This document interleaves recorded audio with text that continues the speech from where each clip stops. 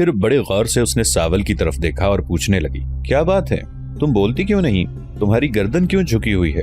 کیا کوئی افسوسناک حادثہ پیش آ گیا ہے؟ اس پر ساول کی آنکھوں سے آنسو بہہ نکلے تھے۔ وہ ہونٹ کاٹنے لگی۔ اس کی حالت سے ایسا لگتا تھا جیسے دل کے تہہ خانوں سے اٹھتی ہوئی ہچکیوں کو اپنے حلقوم میں بڑی مشکل سے روک رہی ہو۔ صورتحال کا جائزہ لیتے ہوئے سانکرا فوراً اپنی جگہ پر اٹھ کھڑی ہوئی۔ پہلے وہ طہارت خانے میں گئی، ہاتھ دھوئے، پھر اس نے ساول کو اپنے ساتھ لپٹا لیا، اسے دیوان خانے کی طرف لے گئی۔ دونوں نشستوں پر بیٹھ گئیں۔ پھر ساول کے کندھے پر ہاتھ رکھتے ہوئے سانکرا پھر بول پڑی، اب بتاؤ کیا معاملہ ہے؟ تم کیوں روئی ہو؟ کیا کسی نے تمہیں کچھ کہا ہے؟ کیا خریم بن عمر نے تمہارے ساتھ تکلیف دہ سخت الفاظ استعمال کیے ہیں؟ ساول جواب میں گردن نفی میں ہلائے جا رہی تھی۔ سانکرا پھر بولی، کیا کسی نے تمہاری دل شکنی کی ہے؟ ساول نے پھر نفی میں گردن ہلا دی۔ تب سانکرا اپنی بات پر زور دیتے ہوئے بول پڑی، اگر کسی نے بھی تمہیں کچھ نہیں کہا تو پھر کیا بات ہے؟ تم غمگین پریشان کیوں ہو؟ کیوں روئی ہو؟ تمہاری ہچکیاں بندھی ہیں۔ اس پر ساول نے اپنے آپ کو سنبھالا۔ اپنے سر پر بندھے ہوئے رومال سے اس نے اپنی آنکھیں خشک کی۔ ایک دکھیا سی نگاہ اس نے سانکرا پر ڈالی، پھر اس کی نخیف سی آواز سنائی دی، مالک جو نقدی آپ نے دی تھی وہ لے کر میں خریم بن عمر کی طرف گئی تھی۔ وہ گزشتہ کئی دن سے یہاں نہیں ہے۔ میں جب وہاں پہنچی تو مجاع بن سار تمیمی کے علاوہ بھیرو مل اور ہرچند رائے سے میری ملاقات ہوئی۔ انہوں نے جس حادثے کے حالات مجھے سنائے ہیں اس نے مجھے ہلا کر رکھ دیا ہے۔ مالکن سعید بن اسلم کلابی کو قتل کر دیا گیا ہے، اور یہ قتل کئی دن پہلے ہوا۔ ہمیں کسی نے نہیں بتایا۔ تم جانتی ہو کہ سعید بن اسلم کلابی خراج کی وصولی کے لیے نکلے ہوئے تھے۔ راجہ داہر اور مسلمانوں کے باغی سالار حارث الافی کو اس کی خبر ہو گئی، لہٰذا راجہ داہر نے ایک کافی بڑا لشکر حارث الافی کے دونوں بیٹوں معاویہ اور محمد کو مہیا کیا۔ اپنے لشکر کو بھی انہوں نے ساتھ لیا۔ سعید بن اسلم کلابی پر حملہ آور ہوئے اور اسے قتل کر دیا۔ جو دستے اس کے ساتھ محافظ کے طور پر تھے اسے بھی تہہ تیگ کر دیا ہے۔ میرے وہاں ہوتے ہوتے ایک قاصد مجاع بن سہر تمیمی کے پاس آیا اور اس نے ایک اور خبر سنائی ہے۔ خادمہ یہیں تک کہہ پائی تھی کہ اس کی بات کاٹتے ہوئے سانکرا بول پڑی، سعید بن اسلم کو تو میں اپنا باپ سمجھنے لگی تھی۔ میرے لیے وہ باپ سے بھی بڑھ کر شفیق اور مہربان تھے۔ ان کا قتل کب ہو گیا؟ ہمیں کیوں کسی نے اطلاع نہیں دی؟ سانکرا کی اس بات کا جواب دیتے ہوئے ساول پھر بول پڑی، یہ حادثہ کئی روز پہلے پیش آیا تھا۔ اسی روز ہی خریم بن عمر، اس کا نائب بنانا بن حنزلہ اپنے لشکر کو لے کر روانہ ہو گئے تھے۔ آج میری موجودگی میں جو قاصد آیا ہے اس نے یہ اطلاع دی ہے کہ حریم بن عمر اور بنانا دونوں نے مل کر راجہ داہر کے لشکر کو بدترین شکست دی ہے، اور حارث الافی کے دونوں بیٹے محمد اور معاویہ شکست اٹھا کر بھاگ گئے ہیں۔ سانکرا اپنی جگہ پر اٹھ کھڑی ہوئی اور کہنے لگی، آؤ میرے ساتھ، میں اس سلسلے میں مجاع بن سر تمیمی سے ملنا پسند کروں گی۔ ساول چپ چاپ اٹھ کھڑی ہوئی، دونوں حویلی سے نکلی اور ساتھ والی حویلی میں داخل ہوئیں۔ اس وقت مجاع بن سہر تمیمی، ہرچند رائے اور رام رتن حویلی کے اس حصے میں تھے جو مجاع بن سہر تمیمی کے لیے مخصوص تھا۔ سانکرا ساول کو لے کر حویلی کے اس حصے کی طرف گئی جس کمرے میں وہ تینوں بیٹھے ہوئے تھے۔ اس کمرے کے دروازے پر سانکرا رک گئی، پھر مجاع بن سہر تمیمی کی طرف دیکھتے ہوئے کہنے لگی، کیا میں اندر آ سکتی ہوں؟ سانکرا کو دیکھتے ہی مجاع بن سہر اپنی جگہ سے اٹھ کھڑا ہوا۔ اس کی طرف دیکھتے ہوئے ہرچند رائے اور رام رتن بھی کھڑے ہو گئے تھے۔ پھر ابن سہر نے سانکرا کو مخاطب کیا، سانکرا، تیری حیثیت میرے ہاں اور میری نگاہوں میں ایک بیٹی کی سی ہے۔ میری بیٹی، تجھے اجازت لینے کی ضرورت نہیں، تو جب چاہے اس حویلی میں آ جا سکتی ہے۔ آ میری بیٹی، میرے سامنے بیٹھ۔ سانکرا ساول کے ساتھ آگے بڑھی، ابن سہر کے سامنے جو نشست خالی تھی اس پر بیٹھ گئی۔ پھر ابن سہر کو اس نے مخاطب کیا، تھوڑی دیر پہلے ساول یہاں سے گئی ہے، اس نے مجھے ایک بری خبر سنائی ہے۔ کیا یہ سارے واقعات سچ ہیں یا یہ کوئی اڑائی ہوئی خبر ہے؟ جواب میں ابن سہر نے سارے حالات سانکرا کو تفصیل کے ساتھ سنا ڈالے۔ سعید بن اسلم کے قتل کے حالات سننے کے بعد سانکرا بیچاری کی پلکیں بھیگ گئی تھیں، وہ ہونٹ کاٹ رہی تھی۔ تھوڑی دیر تک اس کی گردن جھکی رہی، یہاں تک کہ اس کی سماعت سے ابن سہر کی آواز پھر ٹکرائی۔ جس وقت ساول یہاں موجود تھی اس وقت ایک قاصد آیا تھا۔ میری بیٹی، خریم بن عمر نے سعید بن اسلم کلابی کے قتل کا بدلہ خوب لیا ہے۔ دشمن کو اس نے بدترین شکست دی ہے اور اب وہ لشکر کے ساتھ بڑی برق رفتاری کے ساتھ مکران کا رخ کر رہا ہے۔ میرے خیال میں جس طرح قاصد نے کہا ہے اس کے مطابق آج کسی وقت بھی وہ مکران میں داخل ہوگا۔ سانکرا کچھ دیر تک گہری خاموشی میں ڈوبی رہی، اس کی گردن جھکی ہوئی تھی، آنکھوں سے قطرے اس کے دامن میں گر رہے تھے۔ تھوڑی دیر تک ایسی ہی کیفیت رہی، اس کے بعد اس نے اپنے آپ کو سنبھالا اور ابن سہر کو مخاطب کیا، کیا آپ نے سعید بن اسلم کلابی کے اہل خانہ کو اس کی ہلاکت کی اطلاع دی ہے؟ ابن سہر کے لبوں پر اس موقع پر بڑی تلخ اور بڑی غمگین سی مسکراہٹ نمودار ہوئی، پھر اس کی لرزتی ہوئی آواز سنائی دی، نہیں میری بیٹی، ابھی اس کے اہل خانہ اپنے قبیلے میں پہنچے ہی نہیں ہوں گے، تاہم کریم بن عمر کی واپسی پر اس سے مشورہ کرنے کے بعد میں ایک قاصد حجاج بن یوسف کی طرف روانہ کروں گا اور اسے ان سارے حالات سے آگاہ کروں گا۔ جو قاصد ساول کی موجودگی میں آیا تھا اس نے ہم پر یہ بھی انکشاف کیا ہے کہ الافی قبیلے کا جو سردار ان دنوں کوفہ میں مقیم ہے، جس کا نام سلیمان ہے، وہ بھی سعید بن اسلم کلابی کے قتل میں برابر کا شامل ہے۔ اس لیے اس نے وہاں سے حارث الافی کو احکامات بھیجے تھے کہ سعید بن اسلم کلابی کا خاتمہ کر دیا جائے اور وہ مکران پر اپنی حکومت قائم کرے، لیکن خدا کا شکر ہے کہ حارث الافی اور اس کے دونوں بیٹوں کو ناکامی کا سامنا کرنا پڑا۔ تھوڑی دیر تک کمرے میں گہری خاموشی اور اندھا سا سکوت طاری رہا۔ اس کے بعد سانکرا نے اپنے آپ کو سنبھالا اور ابن سہر کو اس نے مخاطب کیا۔ میرے محترم، اگر آپ برا نہ مانے تو میں آپ سے ایک اجازت لینا چاہتی ہوں۔ ابن سہر نے فوراً سانکرا کی بات کاٹ دی اور کہنے لگی، میری بیٹی، میں پہلے بھی تجھے بتا چکا ہوں کہ کچھ کہنے کے لیے تجھے مجھ سے اجازت لینے کی ضرورت نہیں ہے۔ تیری حیثیت میری نگاہوں میں ایک ہر دل عزیز بیٹی کی سی ہے۔ تو جو کہنا چاہتی ہے بلا جھجک مجھ سے کہہ۔ ابن سہر کے ان الفاظ سے سانکرا کو کچھ حوصلہ ہوا۔ کچھ دیر تک بڑے غور سے اس نے ابن سہر کی طرف دیکھا، پھر کمرے میں اس کی آواز گونج گئی، میں اگر کریم بن عمر کی اس فتح کے سلسلے میں اپنے ہاتھوں سے ان کی دعوت کا اہتمام کروں تو کیا وہ میری دعوت کو قبول کر لیں گے؟ جواب میں ابن سہر نے ہلکا سا قہقہا لگایا، ساتھ ہی اس کی آواز سنائی دی، میری بیٹی تو کس قسم کی گفتگو کرتی ہے؟ وہ تو بڑا سادہ، بڑا عاجز، بڑا انکسار پسند انسان ہے، وہ دل شکنی کرنے والا انسان نہیں ہے۔ جب بھی تم اس کی دعوت کرو گی میرے خیال میں وہ بخوشی قبول کر لے گا۔ ابن سہر کی اس گفتگو سے سانکرا کی مزید حوصلہ افزائی ہوئی، لہٰذا اس نے گفتگو کو جاری رکھتے ہوئے پھر کہنا شروع کیا، کریم بن عمر میرے محسن ہیں، میری عزت، میری جان کی انہوں نے حفاظت کی تھی، لہٰذا ان کی خاطر مدارت کرنا یوں جانے میرے فرائض میں شامل ہے۔ مجھے یہاں آئے ہوئے کئی ہفتے ہو چکے ہیں، لیکن ابھی تک مجھے کسی نے ان کے حالات سے باخبر نہیں کیا۔ اگر آپ برا نہ مانیں تو کیا آپ مجھے بتا سکتے ہیں کہ کریم بن عمر کب سے یہاں ہیں، کہاں سے آئے اور یہاں لشکریوں کا سپہ سالار بننے سے پہلے وہ کیا کام کرتے تھے؟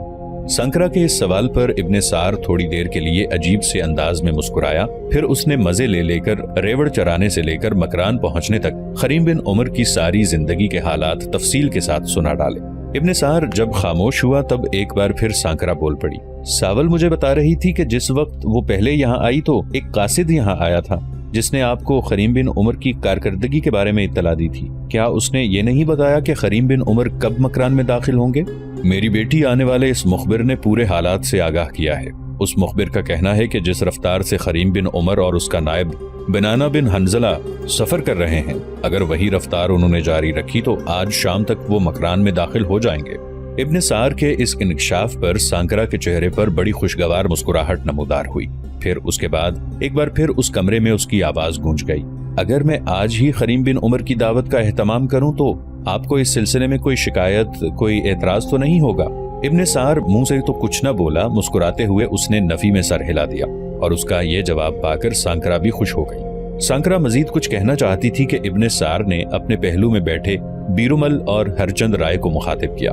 ہرچند رائے اور بیرومل، سانکرا کی آمد سے پہلے میں ایک موضوع پر تم سے گفتگو کرنا چاہتا تھا، لیکن وہ موضوع ادھورا رہ گیا تھا۔ اب اس موضوع پر سانکرا کی موجودگی میں ہی تم سے گفتگو کرتا ہوں۔ دیکھو، راجہ داہر نے حارث الافی کے دونوں بیٹوں محمد اور معاویہ کو ایک لشکر دے کر سعید بن اسلم کلابی کو قتل کرانے اور مکران پر حملہ آور ہونے کی ترغیب دی ہے، تو یہ کوئی معمولی واقعہ نہیں ہے۔ آنے والے دنوں میں وہ ہمارے خلاف اس سے بھی بڑا منصوبہ بنا سکتا ہے۔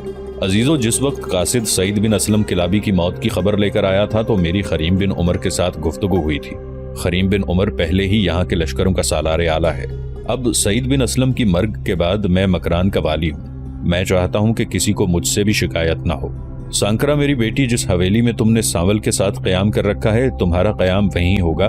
جو محافظ اس حویلی میں مقرر ہیں وہ ویسے کے ویسے ہی رہیں گے۔ تمہاری آمد سے پہلے ہرچند رائے مجھے بتا رہا تھا کہ ان کا تیسرا ساتھی جس کا نام بیرومل ہے، جو تمہارے باپ کی طرف گیا ہے، اسے ہرچند رائے نے سمجھایا تھا کہ وہ جب تمہارے باپ سندر داس سے جا کر یہ کہے کہ سانکرا اب مکران میں محفوظ ہے اور اسے مومل کے مسلح جوانوں نے چھڑا لیا ہے، اور وہ سندر داس سے یہ بھی کہے کہ سانکرا تمہاری ماں اور منگیتر کو بھی مکران کی طرف روانہ کر دے۔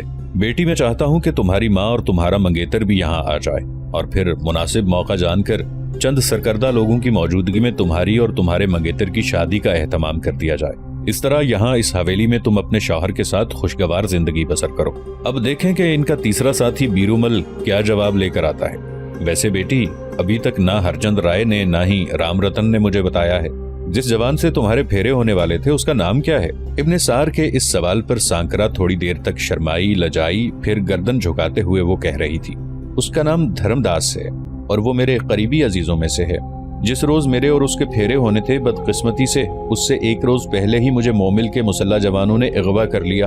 और भला हो इस खरीम बिन उमर का, जिसने न सिर्फ मेरी इज्जत बल्कि मेरी जान की खूब हिफाजत की। जिस वक्त मुझे मोमिल के आदमियों से छुड़ाकर मकरान की तरफ लाया जा रहा था, उस वक्त मैं बड़ी फिक्रमंद थी कि अजनबी जगह पर न जाने मेरे साथ क्या सलूक होगा। मोमिल के आदमी जिस वक्त मुझे दरियाए दश्त के किनारे किनारे समुंदर की तरफ ले जा रहे थे, तो अदमुई तो मैं पहले ही हो चुकी थी। मैं ये भी जान चुकी थी कि मोमिल के हाँ मुझे जरूर बेआबरू किया जाएगा, पर मैंने तहैया कर रखा था कि मोमिल के हाथों बेआबरू नहीं होंगी। बग्गी के अंदर जिस वक्त मुझे समुंदर में ले जाया जा रहा था, तो मैंने अपने लिबास के अंदर एक खंजर छुपा रखा था और तहैया कर लिया था कि जब मेरी इज्जत, मेरी आबरू का मसला उठेगा तो अपना खात्मा करूंगी। जिस वक्त इस खरीम बिन उमर ने मुझे मोमिल के आदमी से छुड़ाया, उस वक्त मेरी परेशानियां कुछ कम हुई थीं, लेकिन मेरे लिए ये फिक्रात उठ खड़े हुए थे कि मकरान में न जाने मेरे साथ क्या सलूक होगा। पर अपने साथ हरचंद राय और राम रतन को देखते हुए मुझे किसी कदर हौसला था कि इनकी मौजूदगी में कम से कम मेरे साथ बदसलूकी नहीं होगी। पर यहाँ मकरान में आकर मेरे साथ जो सलूक हुआ, जो रवैया मेरे साथ रवा रखा गया, कसम भगवान की ऐसा अच्छा रवैया तो मेरे घर में भी न हुआ था। अब मकरान में आप लोगों के साथ रहते हुए मैं यही महसूस करती हूँ कि मैं परदेश में नहीं, देश में हूँ। मैं अजनबियों में नहीं बल्कि अपनों में हूँ और मैं अपने ही घर में जिंदगी के दिन काट रही हूँ। अगर आप मेरे मंगेतर और मेरी माँ को भी यहाँ बुलाते हैं तो ये मेरे लिए इंतहाई खुशी का बाइस होगा, लेकिन इस वक्त उनका यहाँ आना किसी भी सूरत खतरे से खाली नहीं है। शायद आप जानते होंगे कि नकामरा कबीले के सरदार मोमिल के अलावा राजा दाहिर का बेटा जय सेना भी मुझे पसंद करता था और मुझसे शादी करने का ख्वाहिशमंद था। अब जबकि ये खबर फैलेगी कि मुझे नैरून से किसी ने उठा लिया है और मैं खो गई हूँ, तब जय सेना के हुक्म पर उसके आदमी मुझे तलाश करने की कोशिश करेंगे। उधर जब मैं मोमिल के पास न पहुंचूंगी और मोमिल को जब खबर होगी कि रास्ते में हमला आवर होकर किसी ने उसके आदमियों को मौत के घाट उतार दिया है और मुझे कोई उठाकर ले गया है, तो याद रखिएगा उसके आदमी भी भूखे और सूंघने वाले कुत्तों की तरह मेरी तलाश में लग जाएंगे। इन दिनों अगर मेरा मंगेतर और मेरी माँ नैरून से इस समत आते हैं तो याद रखिएगा जय सेना या मोमिल के मुखबिर उनका ताक़ुब करेंगे और अगर वो यहाँ आते हैं तो उन्हें खबर हो जाएगी कि मैंने यहाँ क़याम किया हुआ है, लिहाजा वो हर सूरत में मुझे यहाँ से उठाने की कोशिश करेंगे। सांकरा जब खामोश हुई तो मजाब बिन सार ने उसकी तसल्ली और तशफ़ी के लिए कहना शुरू किया, मेरी बेटी ऐसा हरगिज नहीं हो सकता। अगर राजा दाहिर के बेटे जय सेना के आदमी या मोमिल के बहरी क़ज़ाक़ इन इलाकों का रुख करते हैं तो याद रखना उनमें से कोई भी बचकर वापस ना जाएगा। मैं तेरी हिफाजत का ऐसे ही इंतजाम करूंगा जैसे बाप अपनी बेटी का करता है। अगर बीरूमल के कहने पर तुम्हारा मंगेतर धर्मदास और तुम्हारी माँ मकरान का रुख करते हैं तो उनकी हिफाजत भी तुम्हारी तरह की जाएगी। अगर उनका कोई ताक़ुब करता है तो ताक़ुब करने वाले किसी भी सूरत वापस ना जाएंगे। मैं आज ही कुछ मुसल्ला जवान मुकर्रर करता हूँ जो इर्द गिर्द निगाह रखेंगे और बीरूमल की वापसी का इंतजार करेंगे। अगर बीरूमल के ताक़ुब में कोई हुआ तो उसका खात्मा करते चले जाएंगे। इब्ने सार की इस गुफ्तगू से सांकरा काफी हद तक मुतमईन और पुरसुकून हो गई थी। इतने में इब्ने सार ने फिर उसे मुखातिब किया, मेरी बेटी, मैंने तेरे हिस्से की खजूरें भिजवाई थी। सावल के हाथ मैंने ये भी पैगाम भिजवाया था कि वो 2 किस्म की खजूरें हैं, छोटी और बड़ी दोनों को अलहदा अलहदा कर लेना। इस पर सांकरा बोल पड़ी, मैं खजूरें ही अलहदा अलहदा कर रही थी कि ये खबर सावल ने मुझे सुनाई, लिहाजा मैं हाथ धोकर इधर आ गई। कुछ देर तक वो रुकी, फिर वो हरचंद राय और राम रतन की तरफ देखते हुए कहने लगी, तुम दोनों कब तक अपनी मुहिम को रवाना होगे? उस पर हरचंद राय फौरन बोल पड़ा, मालिकन, मैं और राम रतन आज ही अपनी मुहिम को रवाना हो जाएंगे। हम राजा दाहिर के अलावा किरमान के मजूसियों पर भी निगाह रखेंगे कि उनके मुसलमानों के खिलाफ क्या इरादे हैं। जो कुछ भी हम देखेंगे उसकी इत्तला मोहतरम मजाब बिन सार को करते रहेंगे। फिर हरचंद राय और राम रतन वहां से उठे और चले गए। थोड़ी देर बाद वो अपनी मुहिम की तरफ कूच कर गए थे। उनके जाने के बाद थोड़ी देर तक खामोशी रही। फिर सांकरा ने दोबारा मजाब बिन सार को मुखातिब किया, मेरे मोहतरम, अगर आप इजाजत दें तो मैं और सावल दोनों मिलकर खरीम बिन उमर की ज़ियाफत का इंतजाम शुरू करें। क्या आपको यकीन है कि वो मेरी ज़ियाफत को कबूल कर लेगा? जवाब में इब्ने सार ने हल्का सा कहकहा लगाया। फिर बड़ी शफकत में उसने सांकरा को मुखातब किया, सांकरा मेरी बेटी, तू बेफिक्र रह। अगर तू उसकी ज़ियाफत का इंतजाम करना ही चाहती है तो जा अपनी तैयारियां कर। मैं तुझे यकीन दिलाता हूँ कि खरीम बिन उमर तेरी ज़ियाफत में जरूर आएगा। इब्ने सार का जवाब सुनकर सांकरा खुश हो गई थी। फिर वो सावल के साथ वहां से अपनी हवेली की तरफ चली गई। सूरज गुरूब हो गया था। सांकरा और सावल दोनों ज़ियाफत का सामान तैयार करने में पूरी तरह मसरूफ थीं कि खरीम बिन उमर के आने का शोर मच गया। ये शोर सुनते ही सांकरा अपनी जगह पर उठ खड़ी हुई। मतबख से निकलकर वो तकरीबन भागते हुए साथ वाले कमरे में चली गई थी। खादिमा सावल उसके पीछे पीछे थी। उधर खरीम बिन उमर अपने घोड़े को दरमियाना रवि से हाँकता हुआ जब अपनी हवेली के करीब गया तो हवेली से बाहर निकलकर मजाब बिन सहर तमीमी ने उसका शानदार इस्तकबाल किया। खरीम बिन उमर उस वक्त अकेला था। उसकी तरफ हैरत से देखते हुए इब्ने सार ने पूछा, इब्ने उमर मेरे बेटे, ये बेनाना बिन हंजला उस वक्त कहाँ है? जवाब में अपने घोड़े से उतरने के बाद खरीम बिन उमर पहले इब्ने सार से बगलगीर हुआ, फिर अलहदा होते हुए कहने लगा, इब्ने हंजला लश्कर को लेकर लश्करगाह की तरफ गया है। मैं भी घोड़े को यहाँ बांधने के बाद लश्करगाह की तरफ जाता हूँ। हमारे कुछ लोग जख्मी हैं, उनकी देखभाल के बाद मैं लौटूंगा। यहाँ तक कहते कहते खरीम बिन उमर को रुक जाना पड़ा, इसलिए कि ऐन उसी लम्हे उसने देखा कि हसीनो पुरजमाल सांकरा तकरीबन भागती हुई उसकी तरफ ऐसे आ रही थी जैसे नदी किनारे उतरती हुई कूंजों की कोई कतार परवाज करती हुई आती है। उस वक्त वो बेहद पुरसुकून दिखाई दे रही थी और खुशी के बायस उसका हुस्न निखर रहा था और फजाओं में खुशबू बिखर रही थी। खरीम बिन उमर ने उसे अपनी तरफ भागते हुए आते देखा, फिर उसकी निगाह दूसरी तरफ हो गई। सांकरा सावल के साथ उसके सामने आन खड़ी हुई। एक बिलोरी सुराही सांकरा के हाथ में थी, दूसरी सावल पकड़े हुए थी। दोनों के पास गिलास भी थे। फिर सांकरा ने अपने शबाब, अपने जिस्म के सारे हुस्न को अपने चेहरे पर मुनक्कस करते हुए शहद और शीरीनी बरसाती हुई आवाज में खरीम बिन उमर को मुखातिब किया। कहने लगी कि ए मुसलमानों के सालार, मैं आपको आपकी फतहमंदी पर मुबारकबाद देती हूँ। मेरे और मेरी खादिमा सावल के पास 2 सुराहियां हैं। एक में शक्कर में रगड़े हुए सत्तू हैं, दूसरे में शहद और सिरका मिला शरबत है। आप बताइए क्या शय पियेंगे? खरीम बिन उमर ने सांकरा की तरफ नहीं देखा, वो नीचे देख रहा था। इसी हालत में वो सांकरा को ऐसे लगा जैसे कोई पतझड़ की हवाओं में किस्मत के प्यालों का जहर पीकर अश्कों के जजीरों में ख्वाबों के साहिल पर खड़ा यादों के बादबानों में खो गया हो। उसकी ये हालत देखते हुए सांकरा ने उसे फिर मुखातिब किया कि आपने मेरी बात का जवाब नहीं दिया। आप जैसे जवान, आप जैसे सालार जो बारिश की बूंदों को आग बना देने का हुनर जानते हैं, उनकी खिदमत करना मेरी जैसी लड़कियों के फराइज में शामिल है। खरीम बिन उमर ने फिर भी सांकरा की तरफ नहीं देखा। वो उसी तरह नीचे देखता रहा जिस तरह सूरज अपनी किरणें जमीन की कोख में डाल देता है।